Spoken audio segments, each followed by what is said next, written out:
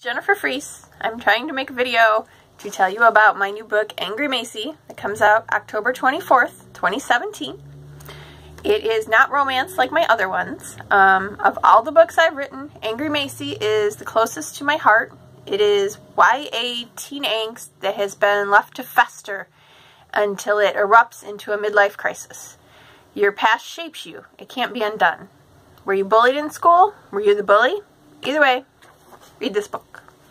And now I'm going to read you a little section from it. Vapor.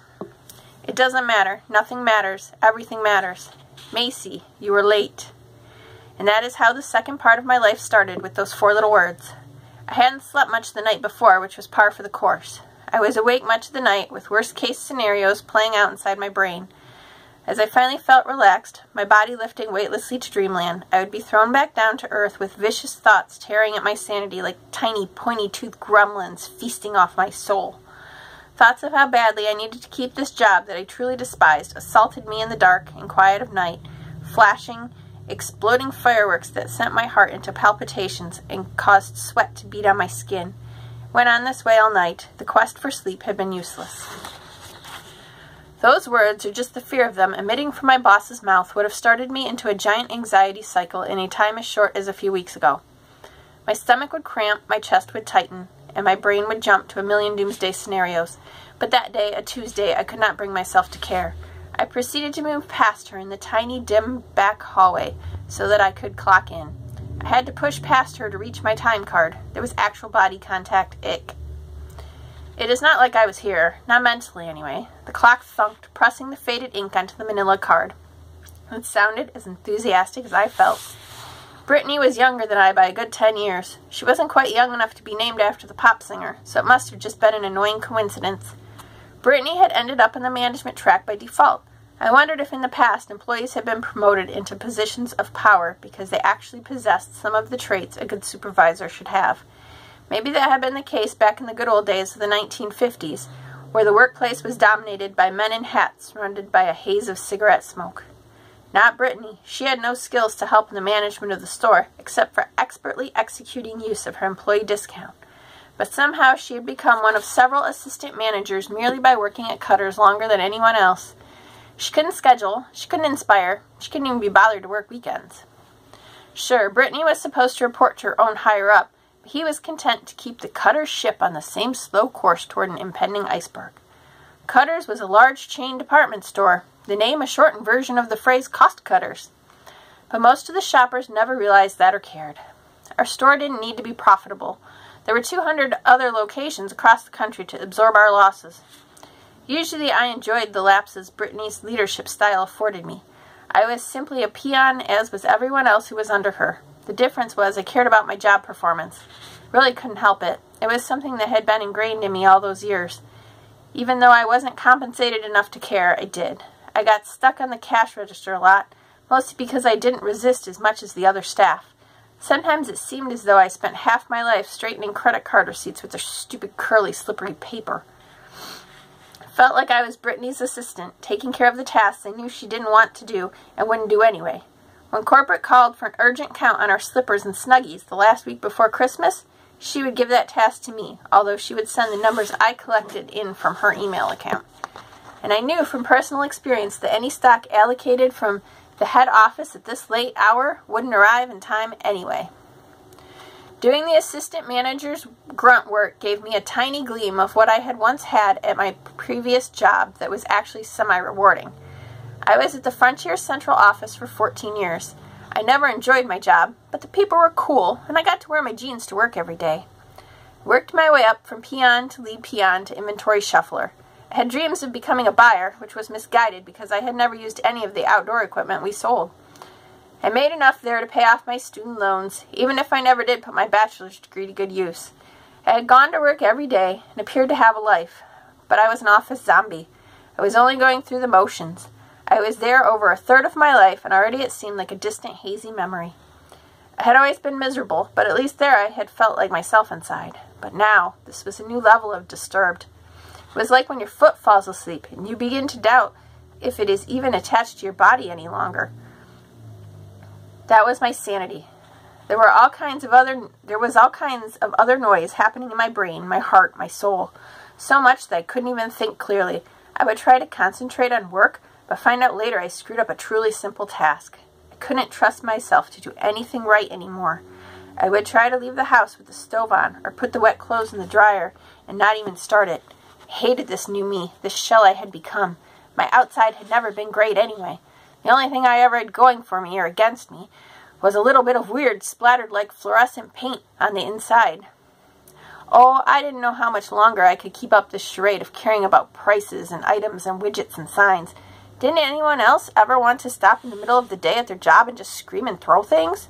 Pretty sure whatever kept our species in line was breaking in me, cracking and crumbling away more each day. Soon my self-control would be gone. I could feel it leaving me now. It might not hold out throughout the day, and when it went, whoever was nearby better watch the fuck out. What I had actually been seeking over the past several months was someone to advise me to give it up, to quit. And Lexi McCrae, née Marks, my oldest, best, and only friend, was that person. Yet I still stayed because it seemed like the responsible thing. But in the end, my inner voice finally screamed loud enough that I heard it and could no longer doubt it. The clock sounded its low, bored thud, snapping me out of my reverie to realize she was still standing there for no apparent reason. "Don't you have anything to say for yourself?" Brittany's inflection said it wasn't a question. She was power-tripping me. I didn't have enough respect for her for that to work. She was an adult in age only. She had worked here since she was straight out of college. She didn't understand group dynamics or teamwork or how individuals could still thrive together, even in an unhealthy work environment. Brittany only knew this cutter's bubble and all the ways she had managed to play it to her benefit over the years.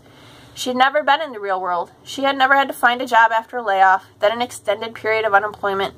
She never sat in an interview, knowing she would not be hired because she had too much experience and the employer assumed she would want a higher salary without ever asking or considering how desperate she might be.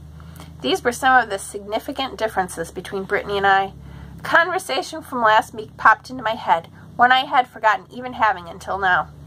You need to take your job and the mystery shoppers seriously. Mystery or secret shoppers were designed to ensure customer quality by spying on the customer service staff without their knowledge. Except, well, sometimes we did know. I had gotten a low score. I hadn't been a creeper and called them by their name that I was supposed to memorize off their credit card. If I actually had a photographic memory, I would use it to memorize their credit card and take myself on an online shopping spree. I also didn't feel it necessary to pester them with the specials for the week. We weren't a fancy restaurant. We sold warm sushi and cold soup, tampons, and enemas. You know, I used to be the kind of girl to worry myself sick about secret shoppers. Being that girl almost killed me. I was always an honest person, but this was the first occasion I had ever been honest to the point of risking my job, but it felt good. Didn't mention that the 2 times I was evaluated prior I had gotten a perfect score. Brittany's loyalties were only as good as your last shopped score. I considered punching her in the face and dropping her to the floor right there. I inhaled in surprise. I had never punched anyone in my life, but I truly believed I was so angry that I could floor her now if I tried. Would probably break my thumb, though. I could never remember if it was supposed to go inside or outside when you folded your fingers to make a fist. Well, her voice was full-on snotty. That was it. Realization washed over me. I would rather be homeless than come to this den of negativity one more day, and that thought set me free. The only sound I could hear was the time clock clicking over to another minute. Go to hell. I didn't even bother to watch the shock register on her face. I simply reached over her shoulder, punched myself back out, and turned and walked away. I disappeared. I was vapor. Purgatory. I was free. I was screwed. I cried in the car all the way home. I had never been homeless. How did they take a shower, or do their laundry, or get a job with no home address? The answer to all those things was probably they don't.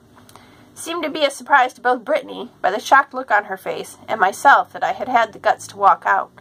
I was at the beginning of a mental break or midlife crisis. Whatever you want to call it, I would never visit a doctor to get a name for it. My life went from black and white to static. I went from the desire for happiness in my life to the belief that it would never exist for me ever. The clouds had been shedding their dandruff since dawn. The wind was blowing the powdery dust around. It was collecting in the corner of the front door of my apartment, as it always did. When the sun came out next, the snow would melt and run under my door, wetting my carpet, permeating my living room with a mildew odor. But at this juncture, I wasn't sure I ever believed that the sun would come out for me again. I experienced this every winter when my seasonal affective disorder would hit me in full force, always surprising me with its devastation. It had probably played a part in my sudden departure from work. How big a part, I would never know. I hoped my gut had been the louder voice that day, leading to my questionable action. I spent a week in bed being depressed. Then another week doing the things I didn't have time to do when I worked, such as taking walks and car rides on country roads. But walking against the biting wind was not pleasant. I did not enjoy driving on the slippery roads with my bald tires and my oil light glowing, mocking me. Then the next week I got hungry and started applying to jobs, any job I could find. I could always try to upgrade later. That is what the voice of reason said in my head, but my heart said I didn't want to end up in the same situation I had just gotten out of. So, I eliminated many potential jobs by not applying, more by not going to all the interview requests I received. If I were on unemployment, I would be required to go, to receive my pity money. Because I quit, I didn't qualify. Told myself I wasn't genuinely turning them down by not calling them back, but my anxiety knew different. It took me forever to fall asleep. The cold had seeped into my bones, and no amount of blankets could warm me up again. Sometimes I was shivering so badly I would take my temperature, fearing that I was ill. And it wasn't only happening because it was winter. I had the same problem in June. It was simply another way that I was defective. Add it to the list with all the others: seasonal affective disorder, depression, anxiety, cutting, stomach issues. I needed to hide from everything outside that door that made me feel like this. But anxiety didn't work that way. It follows you into your home and into your bed. It wouldn't shut up just because you told it to. It might take every bit of remaining sanity you have to contain that while trying to check out at the grocery store while the cashier asks you, "Do you want your candy bar left out?" It is the 1,000,000th time you have been asked that. The answer has always been and forever shall be no. This poor customer service worker doesn't know that. She is trying to bide her time so that she can head home at the end of the day to let out her crazy. I understood offhandedly that if I ate something other than garbage food, that this feeling may someday go away. The time for resolution seemed as though it had already passed. Knowing that everyone quite possibly might feel this way did not help. And how could other people feel this way? I couldn't picture anyone but me heading home at night and melting into a pile of snot and tears. No, only I. Even if I managed to have a good experience, it has gone so fast. All moments are fleeting, just a tiny speck in time. Everything is a memory. Some just have not happened yet. Sometimes I put my earbuds into my ears and turn up the music really loud. Why did I use earbuds when I lived alone, you ask? It seemed to work better to drown out the voices that bitched at me inside my head. I could only sleep a few hours at a time, and even those few moments of regenerative peace produced by my own body are betrayed by itself, sandwiched between my 2 lengthy episodes of attacks, so strong that it ends up negating the actual episode of sleep altogether. Seems the only way for me to get rest would be to borrow someone else's sane, properly functioning body for a while. Know anyone like that? Because I sure as hell don't. I finally broke down and bought some sleeping pills, over the counter, harmless unless you gobble a handful. Not that I would ever think of doing that. The pills take an hour or more to take effect before they pull you under. It is both a relief and a panic. I find myself thinking, what if I never come back? The aid for sleep leaves me groggy in the morning. Solve one problem, create another. Seemed like that was how things always went for me. I tried taking a shower and eating some food to rouse me, but that didn't help. In the shower, it seemed as though I was washing my legs at a mile a minute. The clock told a different story, laughing at my sluggishly clumsy drugged movements. Only caffeine helped. Thank God for energy drinks. I liked the sleeping pills. I continued to take them, figuring that drugged was good. It took away all my emotions. Of course, it took away all my motivation as well. Anxiety. It is a pain inside. No one can see it. It won't show up on any medical test. It is only me grunting and moaning and crying out in pain as my chest tightens more and more in relation to the increasingly desperate images my brain cooks up. Anxiety ran in my veins, much like other people had blood flow through theirs. It made me curious to slice open a wrist and see what would come out. Bright red, iron-rich blood, or doubts and worries and sewage. I have no real reason for my anxiety. I was never physically abused, mentally maybe. I was never a soldier, never kidnapped, never disfigured with acid because of my religious practices. I am just broken. I wish humans had a warranty. Would totally take my ass back in. As the tears slipped down my cheeks, I realized I must indeed be as weak and hopeless as everyone always thought. I remembered I had a half-empty, I was a pessimist through and through, bottle of vodka still sitting in the door of my refrigerator since God knows when. I had a can of frozen orange juice in my freezer. If I mixed it with warm water, it might thaw enough that I could make myself a screwdriver. My life already was in shambles. Why not develop a drinking problem as well? That was a goal that Lexi would not approve of. In the months after I walked off my only source of income, I began to have a reoccurring dream every few weeks or so. I was standing at the edge of a jungle, attempting to look up at the sun, but it was so bright it hurt my eyes. It was so painful they began to tear up. It squeezed my heart. I tried to look away. There seemed to be teal water in front of me, but a big white bar of blindness prevented me from seeing it clearly, a side effect of looking straight at our nearest star. I turned to my right, where there was a guy with brown hair, sun-bleached blonde, wearing shorts and a t-shirt, a button-down short-sleeved shirt open over the top and blowing in the marine wind. But I couldn't see his face either due to the sun blindness. He was walking toward me with deliberate steps. Was he reaching out for me? Then I woke up, always, my tears spilling onto the pillow and my heart constricting. Why couldn't I at least get to enjoy the beautiful scenery, including the hunky guy, for even a few minutes in my dreams? It's not like I could ever experience that in the real world. This sure didn't look like the shore of Lake Huron, and there was no man in my life right now, except the obese landlord wanting my rent to be paid. If I met him on a beach, I might try to drown him in the undertow. That's all for now. If you want to find out more, Angry Macey by Jennifer Fries comes out October 24th, 2017. It will be available on Amazon, Barnes & Noble, Kobo, iBooks, all the main places. And to find out more about me and my books and everything, stop by I'mNotStalkingYou.com. Thank you so much for listening. Bye.